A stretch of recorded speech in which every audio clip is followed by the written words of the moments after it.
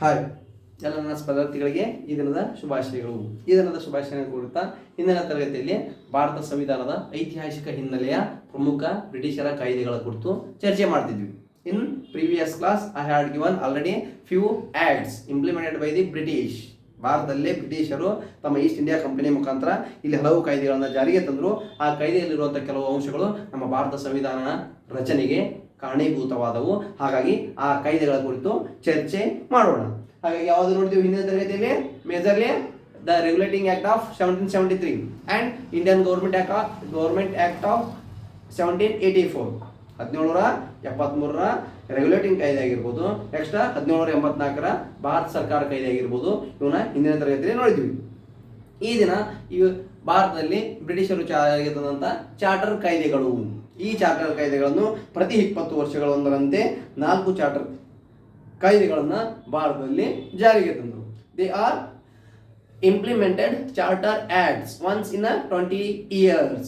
ಅಂದ್ರೆ 20 ವರ್ಷದಲ್ಲಿ ಒಂದು. ಅದಕ್ಕೆ ಯಾಗದಲ್ಲಿ ಚಾರ್ಟರ್ ಕಾಯ್ದೆಗಳು 1793ರಿಂದ 1853ರವರೆಗೆ 4 ಚಾರ್ಟರ್ ಕಾಯ್ದೆಗಳು ಬಂದು 20 ವರ್ಷಗಳು ಬಂದು. ಅಂದ್ರೆ 1793, ನೆಕ್ಸ್ಟ್ 1813, ನೆಕ್ಸ್ಟ್ 1833, 1853, ಹಿಂಗ 20 ವರ್ಷಗಳೊಂದರಂತೆ ಚಾರ್ಟರ್ ಕಾಯ್ದೆಗಳು ಅಂತಂದ್ರು. ಹಾಗಾಗಿ ಮೊದಲ ಚಾರ್ಟರ್ ಕಾಯ್ದೆ, the first charter act in 1793. It means in that act what are the major rules and regulation they are adapted as per their administration in India, how to control Indians and how to administrate in India. ಭಾರತದಲ್ಲಿ ಆಳ್ವಿಕೆ ಹೆಂಗೆ ಮಾಡಬೇಕು, ಭಾರತದಲ್ಲಿ ತಮ್ಮ ವಾಣಿಜ್ಯ ಚಟುವಟಿಕೆಗಳನ್ನ ಯಾವ ರೀತಿ ನಿರ್ವಹಿಸಬೇಕು ಅನ್ನೋ ಉದ್ದೇಶ ಇಟ್ಟುಕೊಂಡು ಈ ಕಾಯ್ದೆಗಳನ್ನ ಜಾರಿಗೆ ತರ್ತಾರ. ಆ ಕಾಯ್ದೆಗಳನ್ನ ಒಂದೊಂದಾಗಿ ಅದರಲ್ಲಿರುವಂಥ ಅಂಶಗಳನ್ನ ನೋಡೋಣ. ನೋಡಿದಲ್ಲಿ ಮನೆಯಲ್ಲಿ ನಿಯಂತ್ರಣ ಮಂಡಳಿಯ ಸದಸ್ಯರು ಮತ್ತು ಕಂಪನಿಯ ಇತರ ಕಾರ್ಯಕಾರಿಗಳಿಗೆ ಭಾರತ ಖಜಾನೆಯಿಂದ ವೇತನ ನೀಡಲು ಪ್ರಾರಂಭಿಸಿದರು. It means by this act there is a board of control, ನಿಯಂತ್ರಣ ಮಂಡಳಿ.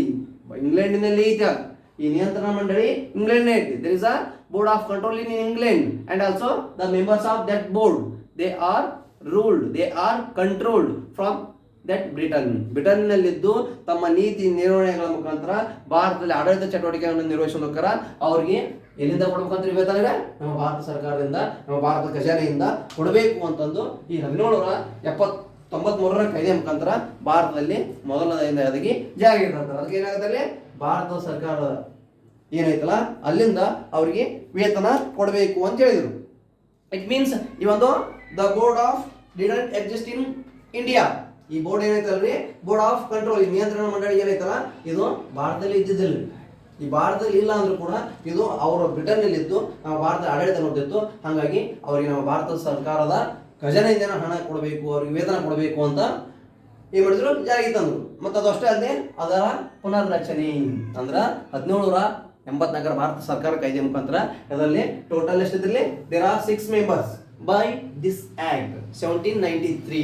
1773ರ ಕಾಯ್ದೆ ಮುಖಾಂತರ it has to be reduced only 3 members. One it has to be a head, ಅಧ್ಯಕ್ಷರು, ಇನ್ನು 2 ಸದಸ್ಯರು ಅಂತಂದು ಇಲ್ಲಿ ಟೋಟಲ್ ಆಗಿ 3 ಜನ ಕಳಿಸಿದ್ರು. ಅಂದ್ರೆ ಮೊದಲನೇದಾಗಿ 1784ರ ಕಾಯ್ದೆಯಲ್ಲಿ ಜಾರಿಗೆ ಬಂದಾಗ 6 ಸದಸ್ಯರಿದ್ರು. ಅದರಲ್ಲಿ ಒಬ್ಬರು ಅಧ್ಯಕ್ಷರಿದ್ರು, ಇನ್ನು 6 ಜನ ಸದಸ್ಯರು. It means it has to be headed by the 6 members. It means they are controlled Indian administration. It means political affairs in India. But it has to be revised by this act. ಈ ಕಾಯ್ದೆ ಮುಖಾಂತರ ಅದರ ಪುನರ್ರಚನೆ ಅಂದ್ರೆ revise it.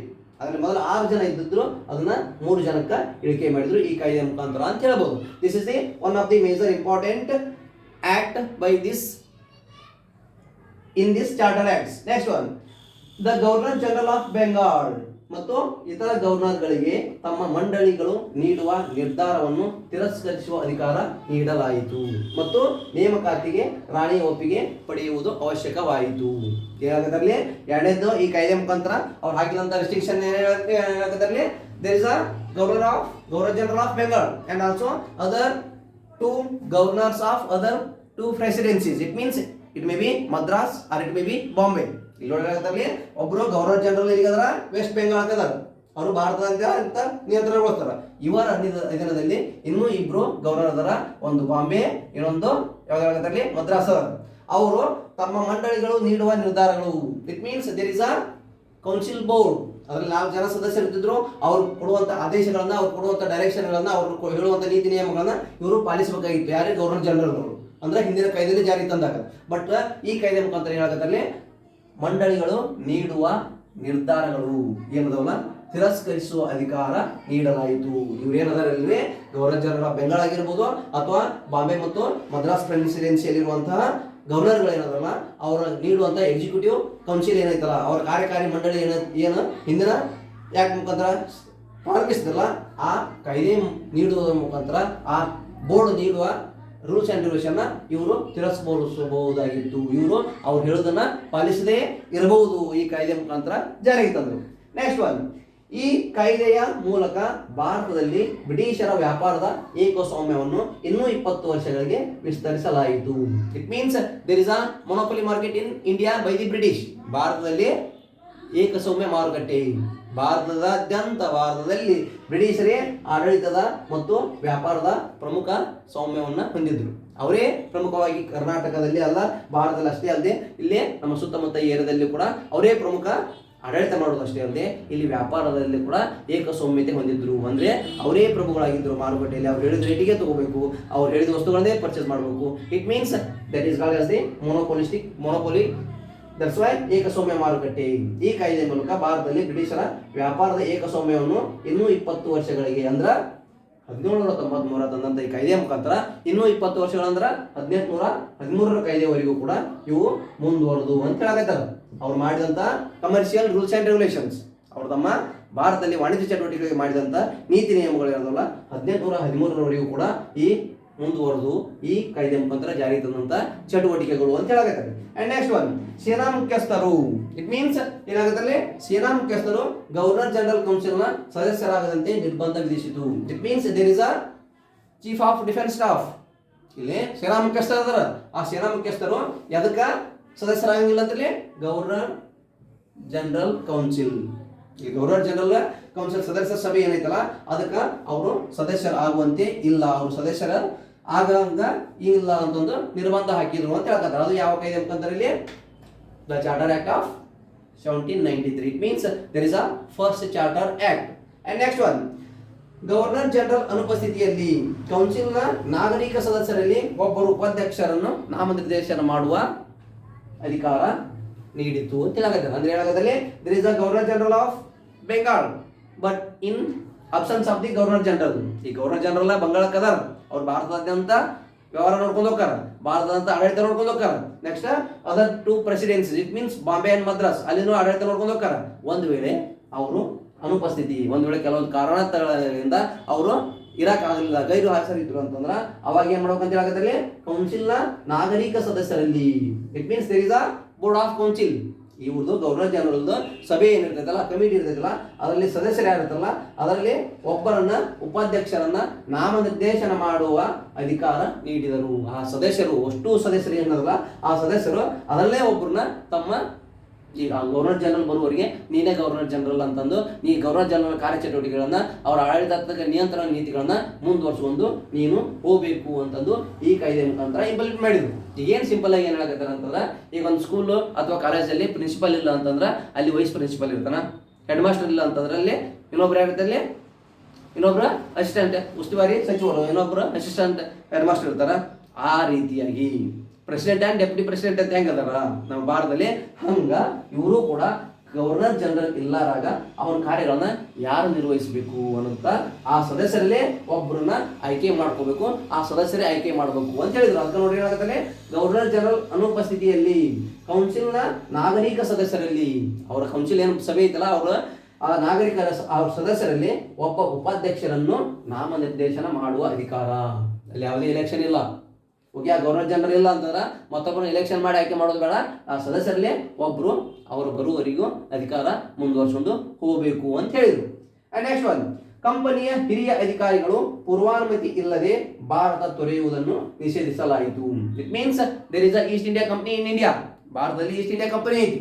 ಆ ಕಂಪನಿಗೆ ಇರುವಂತ ಹಿರಿಯ ಅಧಿಕಾರಿಗಳು ಏನಿರ್ತಾರಲ್ಲ ಅವರ ಅನುಮತಿ ಇಲ್ಲದೆ, ಅವ್ರಿಗೇನೋ ಇನ್ಫಾರ್ಮೇಶನ್ ನೀಡದೆ, ಅವರ ಒಪ್ಪಿಗೆ ಪಡೆಯದೆ ಭಾರತ ಬಿಟ್ಟು ಬೇರೆ ಕಡೆ ನಮ್ಮ ತಿಳಿದಲ್ಲಿ ಹೋಗುವಂಗಿಲ್ಲ ಅಂತಂದು ರೆಸ್ಟ್ರಿಕ್ಷನ್ ಈ ಕಾಯ್ದೆ ಮುಖಾಂತರ ಹಾಕಿದ್ರು ಅಂತ ಹೇಳಕತ್ತಾರೆ.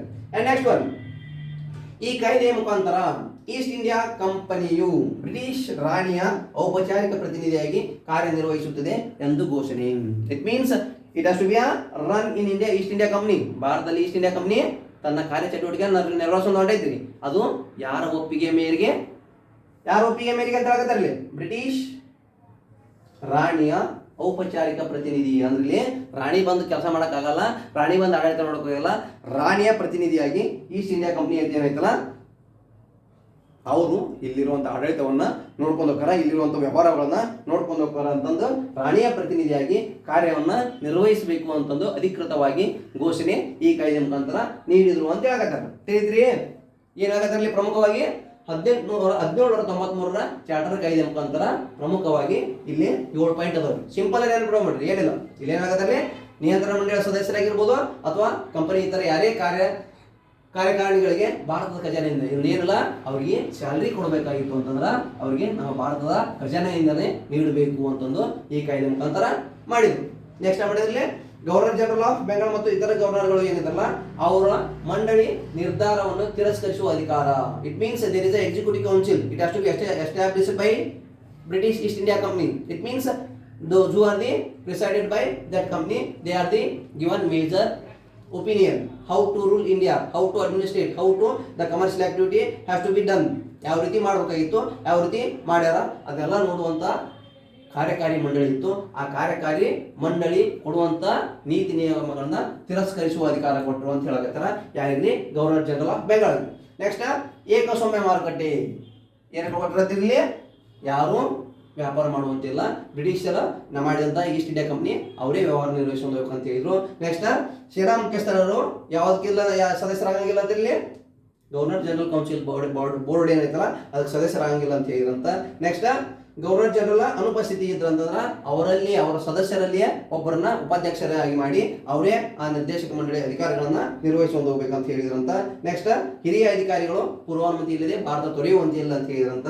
ನೆಕ್ಸ್ಟ್ ಈ ಕಾಯ್ದೆಯ ಮುಖಾಂತರ ಕಂಪನಿಯ ಬ್ರಿಟಿಷ್ ರಾಣಿಯ ಔಪಚಾರಿಕ ಪ್ರತಿನಿಧಿಯಾಗಿ ಅಂದ್ರ ಇದೆಲ್ಲ ನಡೆಯಕತ್ತಿದ್ದು ನಮ್ಮ ಈಸ್ಟ್ ಇಂಡಿಯಾ ಕಂಪನಿನೇ ಆಗಿರ್ಬೋದು, ಆದರೂ ಕೂಡ ಇದಕ್ಕೆ ಒಪ್ಪಿಗೆ ಕೊಟ್ಟವರು ಯಾರು, ಬ್ರಿಟಿಷ್ ರಾಣಿ ಎಂಬುದು ಅದಕ್ಕೆ ಹೆಗ್ಗುರುತು, ಅವರ ಪ್ರತಿನಿಧಿಗೆ ಕಾರ್ಯನಿರ್ವಹಿಸಕತ್ತೀವಿ ಅಂತ ಹೇಳಿದ್ರಂತ್ರಿ.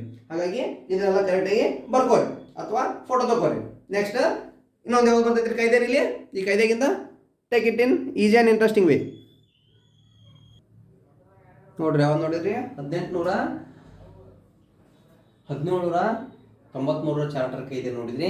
ಆ್ಯಂಡ್ ನಾವು I would like to discuss with your charter act of 1813 charter ಕಾಯ್ದೆ. ಒಂದೇದ್ದು 1793 ಚಾರ್ಟರ್ ಕಾಯ್ದೆ ನೋಡಿದ್ರಿ. ನೆಕ್ಸ್ಟ್ ಈಗ 1813 ಚಾರ್ಟರ್ ಕಾಯ್ದೆ. ಈ ಕಾಯ್ದೆ ಮುಖಾಂತರ ಭಾರತದಲ್ಲಿ ಬ್ರಿಟಿಷರು ತಂದಂತ ಪ್ರಮುಖ ನೀತಿ ನಿಯಮಗಳು ಏನು, and what are the major legal rules they are implemented by this act. ಈ ಕಾಯ್ದೆ ಮುಖಾಂತರ ಭಾರತದಲ್ಲಿ ಯಾವ ಕಾಯ್ದೆಗಳನ್ನ ಅವರು ಇಲ್ಲಿ ಜಾರಿಗೆ ತಂದ್ರು ಅನ್ನೋದನ್ನ ನೋಡ್ರಿ. ಫಸ್ಟ್ ಒಂದೊಂದು ಹೇಳಕತ್ತಾರೆ. ಒಳ್ಳೆದ್ರಲ್ಲಿ ಈ ಕಾಯ್ದೆಯ ಮುಖಾಂತರ ಭಾರತದಲ್ಲಿ ಈಸ್ಟ್ ಇಂಡಿಯಾ ಕಂಪನಿಯ ವ್ಯಾಪಾರದ ಏಕಸ್ವಾಮ್ಯವನ್ನು ಅಂತ್ಯಗೊಳಿಸಲಾಯಿತು. ಈ ಕಾಯ್ದೆ ಮುಖಾಂತರ ಏನ್ ಮಾಡಿದ್ದಾರೆ ಅಂದ್ರೆ ಭಾರತದಲ್ಲಿ ಈಸ್ಟ್ ಇಂಡಿಯಾ ಕಂಪನಿ ಏನಿತ್ತಲ್ಲ ಅದರ ವ್ಯಾಪಾರದ ಏಕಸ್ವಾಮ್ಯತೆ. ವಾಟ್ ಇಟ್ ಮೀನ್ಸ್ ವ್ಯಾಪಾರದ ಏಕಸ್ವಾಮ್ಯತೆ ಅಂದ್ರ they are abolish the merchants the East India Company. ಭಾರತದಲ್ಲಿ ಈಸ್ಟ್ ಇಂಡಿಯಾ ಕಂಪನಿ ಏನಿತ್ತಲ್ಲ ಅವರು ವ್ಯಾಪಾರ ಮಾಡುವಂತ ಪ್ರಕ್ರಿಯೆ ಏನಿತ್ತಲ್ಲ ಅದನ್ನ ಮೊದಲು ಏನೈತಿ control by whole and sole by the ಬ್ರಿಟನ್ನ ಅಧೀನದಲ್ಲಿ ಈಸ್ಟ್ ಇಂಡಿಯಾ ಕಂಪನಿ ಇತ್ತು. ಈಸ್ಟ್ ಇಂಡಿಯಾ ಕಂಪನಿನೇ ಎಲ್ಲಾ ವ್ಯಾಪಾರ ಚಟುವಟಿಕೆಗಳನ್ನ ನಿರ್ವಹಿಸೋಕೆಂದ್ರು ಅಂತ ಹೇಳಕತ್ತಾರೆ. ಬಟ್ ಈ ಕಾಯ್ದೆ ಮುಖಾಂತರ ಏನಾಗತ್ತಾರಲ್ಲಿ the has to be abolish the trade monopoly in India by the British East India company. ಅಂದ್ರೆ ಭಾರತದಲ್ಲಿ ಏನು ಏಕ ನಿಯಂತ್ರಿತ ಪದ್ಧತಿ ಇಲ್ಲಿ ಟ್ರೇಡ್ ಮೊನೋಪೊಲಿ ಏನಿತ್ತಲ್ಲ ಅದನ್ನ ತೆಗೆದುಹಾಕಿ ಭಾರತದಾದ್ಯಂತ ಬ್ರಿಟಿಷರು ಏನದಲ್ಲ ಬ್ರಿಟನ್ನಿಂದ ಅಂತ ಬಂದಂತ ಎಲ್ಲಾ ಮರ್ಚೆಂಟ್ಸ್ ಎಲ್ಲಾ ವ್ಯಾಪಾರಿಗಳು ಇಲ್ಲಿ ವ್ಯಾಪಾರ ಮಾಡಬಹುದು ಅಂತಂದು ಅವರಿಗೆ ಅನುಮತಿ ಕೊಟ್ಟರು ಅಂತ ಹೇಳಕತ್ತಾರೆ ಅವರು. ಅದಕ್ಕೆ ಏನಾಗತ್ತಾರೆ ಅವರಲ್ಲಿ ಈಸ್ಟ್ ಇಂಡಿಯಾ ಕಂಪನಿಯ ವ್ಯಾಪಾರದ ಏಕಸ್ವಾಮ್ಯವನ್ನು ಅಂತ್ಯಗೊಳಿಸಿತು. ವ್ಯಾಪಾರದ ಏಕಸ್ವಾಮ್ಯತೆ ಅಂತಂದ್ರೆ it has to be abolished.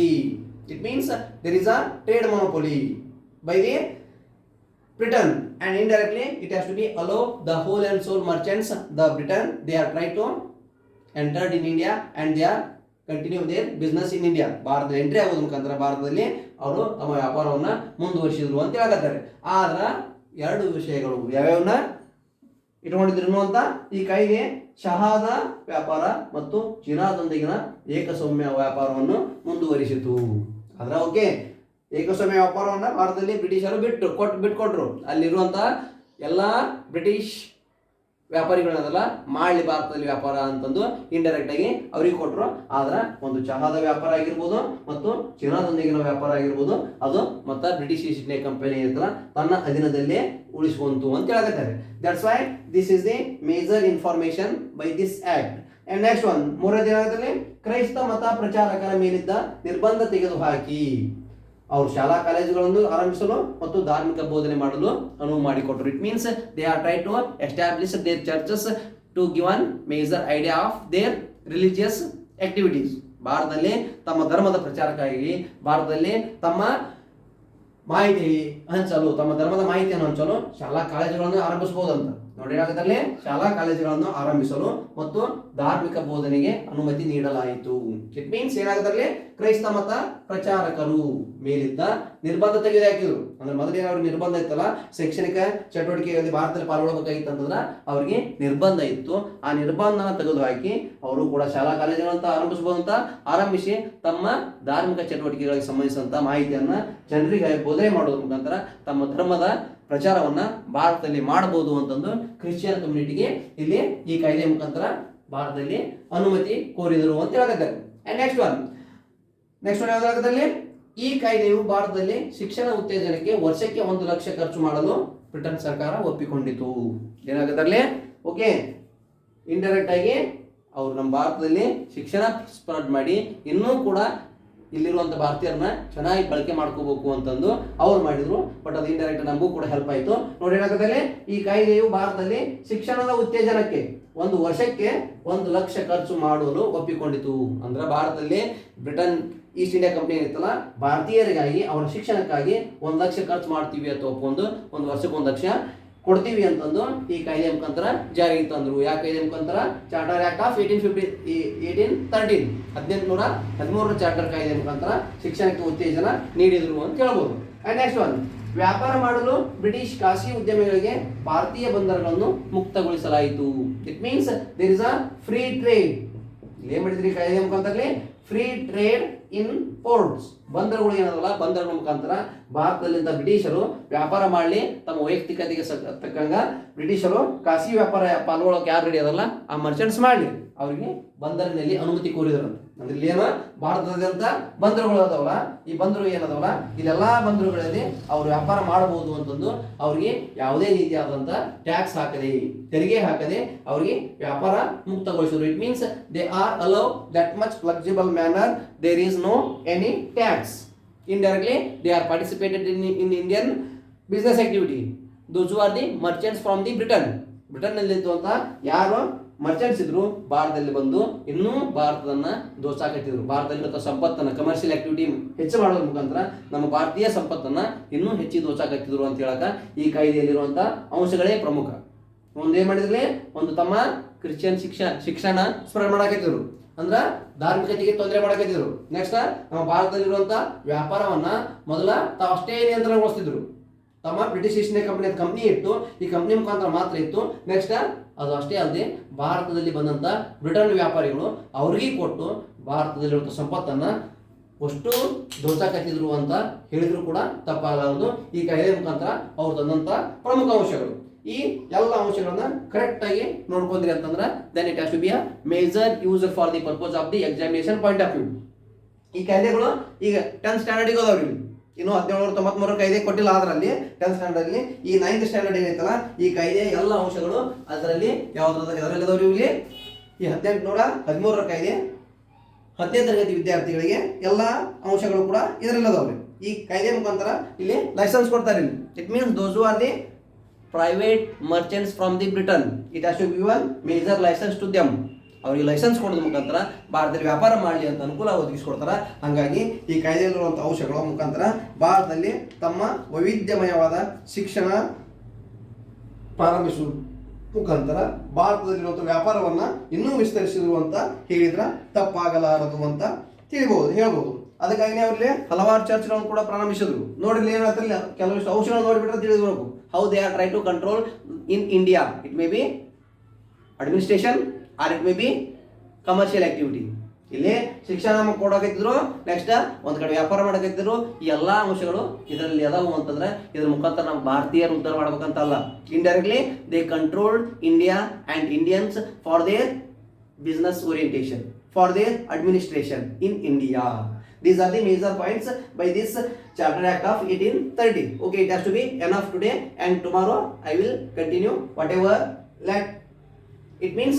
What are the major act? 1833, 1853. ಇನ್ನೂ 2 ಚಾರ್ಟರ್ ಕಾಯ್ದೆಗಳದಾವು. ಅದು ಮುಂದಿನ ತರಗತಿಯಲ್ಲಿ ಚರ್ಚಿಸೋಣ. Thank you one and all once again. If it feels whatever we have discussed here, you have to be try to like it, share it, and subscribe it. Thank you one and all.